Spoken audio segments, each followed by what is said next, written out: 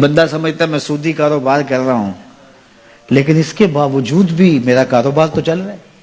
میں سودی کاروبار کر رہا ہوں، لوگ تو میری عزت کر رہے ہیں، مسجد کی کمیٹی کا میں صدر بھی ہوں، میں معززین شہر میں شامل بھی ہوں، لوگ مجھے جلسوں میں مہمان خصوصی بھی بلاتے ہیں، میں ایم پی اے بھی منتخب ہو گیا ہوں، مجھے وزارت کا قلمدان بھی سونپ دیا گیا ہے۔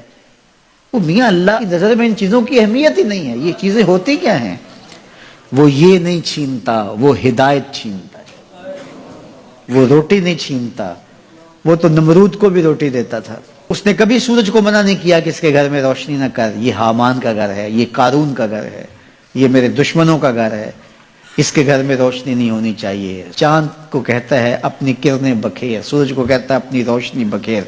جس طرح باجزید کے گھر میں روشنی ہوتی ہے، اس مکار کے گھر میں بھی ایسی روشنی ہوتی ہے، فرق نہیں پڑتا۔ تو وہ کرم نوازیاں تو نہیں رکتی، لیکن اللہ جب کسی سے ناراض ہوتا ہے تو اس سے ہدایت کی توفیق سلب کر لیتا ہے، تو اعلان جنگ ہوتا ہے۔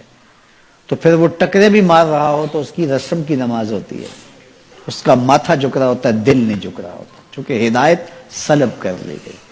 جب اندر سے روح ہی نکال لی جائے تو باقی بچتا کیا ہے؟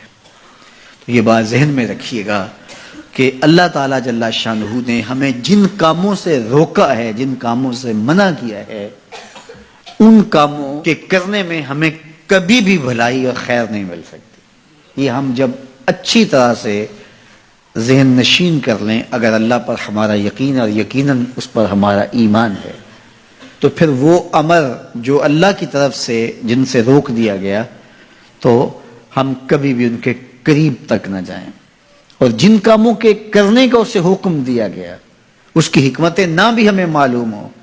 آج جدید سائنس تحقیقات کرتی ہے تو ہمارے سامنے آتا ہے کہ وضو کے کیا فوائد ہیں۔ آج ہمیں لوگ بتاتے ہیں کہ جناب آپ امامہ باندھیں گے تو سن سٹروک سے بچ جائیں گے۔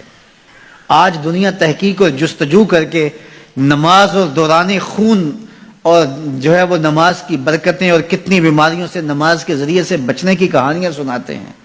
اچھی بات ہے، نماز سے صحت پہ اثر پڑتا ہے، یہ اچھی بات ہے کہ وضو سے بہت ساری بیماریوں سے نجات ملتی ہے، یہ اچھی بات ہے کہ سر پہ امامہ باندھ لیں تو سن سٹروک سے بچ جاتے ہیں، یہ اچھی بات ہے کہ آپ روزہ رکھتے ہیں تو کینسر جیسے امراض سے آپ کا بچاؤ ہوتا ہے، یہ اچھی بات ہے کہ فلاں عمل کرتے ہیں تو فلاں ہوتا ہے۔ لیکن صاحب، ہم سن سٹروک سے بچنے کے لیے امامہ نہیں باندھتے، ہم محمد عربی کی ادا کے لیے باندھتے ہیں۔ دوران خون کے لیے نماز نہیں پڑھتے، ہم رب کے حضور سجدہ ریزی کے لیے اس کے حضور اپنی نیاز مندیوں کا سر جھکاتے ہیں۔ تو حکمتیں بھی ہیں، وہ برکتیں ذیل میں آتی ہیں۔ تو یہ بات ذہن میں رکھیے گا کہ حکمتیں معلوم نہ بھی ہوں تو ہم عمل کرتے ہیں۔ یہی تو ہے کہ